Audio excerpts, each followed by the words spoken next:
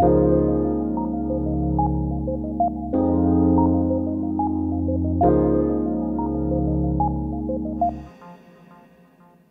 à tous, bienvenue sur Weblex TV.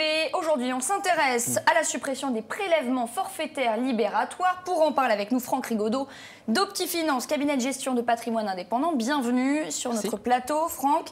L'État a supprimé le prélèvement forfaitaire libératoire sur les revenus, notamment sur les placements financiers. Alors, quelles sont les conséquences de ces placements? Faut-il réinvestir différemment? Déjà, Franck, est-ce que vous pouvez nous expliquer ce qu'était un prélèvement forfaitaire libératoire? Alors, jusqu'à présent, lorsqu'un épargnant avait un placement qui lui procurait des revenus, cet épargnant avait deux choix. Soit il déclarait ses revenus dans sa déclaration d'impôt, soit il demandait à l'établissement financier d'effectuer un prélèvement à la source avec un forfait, un taux fixe. Et ça, c'était avantageux? Alors, très clairement, c'était avantageux pour un certain nombre de clients. L'épargnant choisissait la solution la moins fiscalisée. Prenons un exemple. En 2013, le prélèvement forfaitaire libératoire était au taux de 24%. Imaginons un contribuable qui soit taxé dans une tranche à 30% ou à 41%. Il y avait tout intérêt à prendre un forfait à 24 plutôt qu'être imposé aux tranches que je viens de vous évoquer. Et cette suppression, donc, elle ne touche que les ménages, et bien avec des tranches fiscales élevées. Voilà, ce sont les personnes qui sont les plus touchées.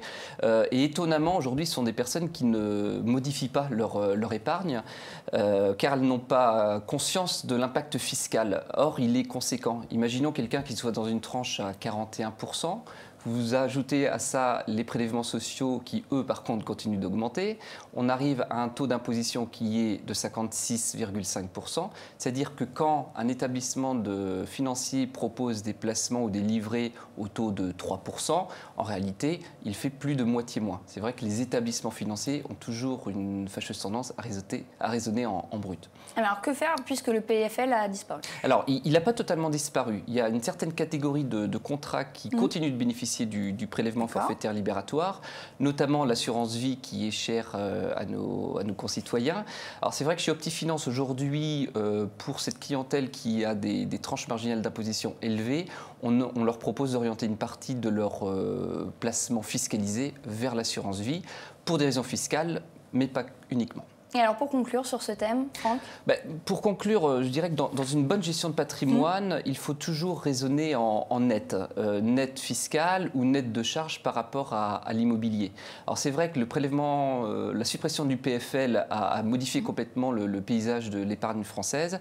Mais charge à nous et charge aux épargnants de réfléchir. Est-ce qu'aujourd'hui, il faut rester comme on l'était il y a 2 ans ou au contraire revoir la copie? Effectivement, voilà, c'est dit. Merci Franck Rigaudot d'avoir été avec nous et à bientôt sur Weblex TV.